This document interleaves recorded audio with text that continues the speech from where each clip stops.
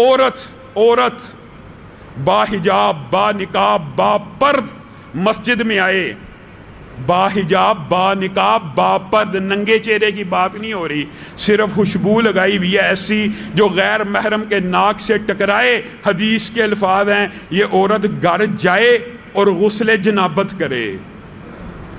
کہاں پہ ہے حیا؟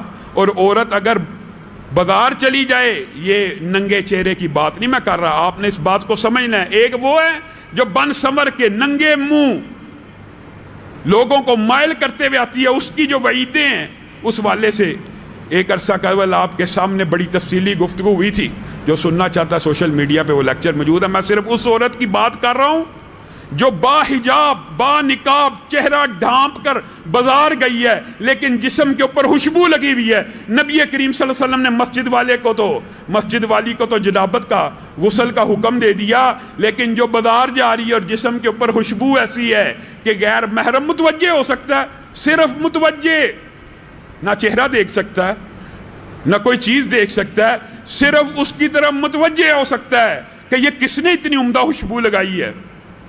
معاذ اللہ، نبی کریم صلی اللہ علیہ وسلم نے کہا فہیہ زانیہ، یہ کوئی مولوی فتویٰ نہیں دے رہا، نبی کریم نے کہا وہ ایسی عورت ہے جیسے وہ بری ہو۔ معاذ اللہ، اس سے مراد یہ نہیں ہے کہ اس کو سنسار کر دینا ہے، لیکن گناہ کی شدت بتانے کے لیے نبی کریم مجھے اور آپ کو کہہ رہے ہیں نظر کی حیا ایسی ہونی چاہیے۔ نبی کریم کے سامنے تو ایک غیر محرم عورت نے ہاتھ بڑھایا تھا بیعت کے لیے، نبی کریم نے کہا تھا میں عورتوں کو مصافحہ نہیں کرتا، اے عورت اپنے ہاتھ کو پیچھے کر لے، میں محمد صلی اللہ علیہ وسلم چھونا تو دور کی بات ہے غیر محرم کی انگلیوں کو دیکھنا بھی گوارا نہیں کرتا۔ نبی کریم صلی اللہ علیہ وسلم کی حیا یہ ہو، اسلامی حکم شرعی صحیح بتا رہا ہوں۔ لوگ سمجھتے ہیں مولویوں نے قصے کہانیاں بنائی ہوئی ہیں، اللہ کے قرآن میں عورت گھر میں ٹکے، یہ جی مولوی کہتا ہے۔ ایک کمپنی نے اشتہار بھی معاذ اللہ بنا لیا تھا کہ یہ جملہ نہیں داغ ہے، ایک کمپنی نے یہاں تک ارداز سرائی کی صحیح شرعی حکم پتہ کیا ہے؟ کوئی غیر محرم حکم شرعی ہے، مولوی کا کول نہیں ہے۔ کوئی غیر محرم تیرے گھر کے اندر جھانک رہا ہے، درز سے، تالے کے سوراخ سے، اوٹ سے، دیوار سے، چھت سے جھانک رہا ہے، شرعی حکم ہے، کسی مولوی کا فتویٰ نہیں ہے۔ تو اس کی آنکھ کو اگر پھوڑ دے گا تیرے اوپر کوئی قصاص نہیں ہے۔ کیوں؟ وہ غیر محرم تیرے گھر کی پکیزہ طاہرہ حجاب کرنے والی باپردہ نیک اخلاق سے بری ہوئی عورتوں کو بے حجاب دیکھنا چاہتا ہے۔ ہمارے اسکالر کہی جائیں گے جی یہ تو چہرے کا تو پردہ ہی نہیں۔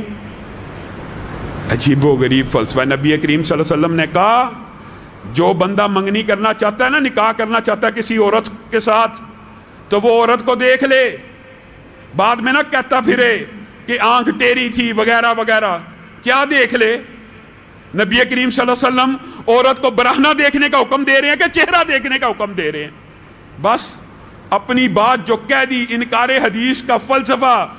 اللہ رب، یہ تو حدیث کی بات آئی نا، نبی کریم نے منگیتر کو دیکھنے کی اجازت دی، قرآن پاک کی آیت ہے، قرآن پاک کی جو عورتیں حیض سے مایوس ہو جائیں، یعنی 60 سال ٹاپ جائیں، 50 سال ٹاپ جائیں، یا جن میں شادی کی رغبت نہ رہے، ان یضعن ثیابہن، وہ اپنے کپڑوں کو اتار دیں۔ ایمانداری سے بتائیے، کوئی دنیا کا ظالم مفسر چاہے جتنا مرضی بڑا منکرین حدیث ہی کیوں نہ ہو، اس کی یہ تشریح کر سکتا ہے کہ وہ عورت اپنے جسم کے کپڑوں کو اتار دے؟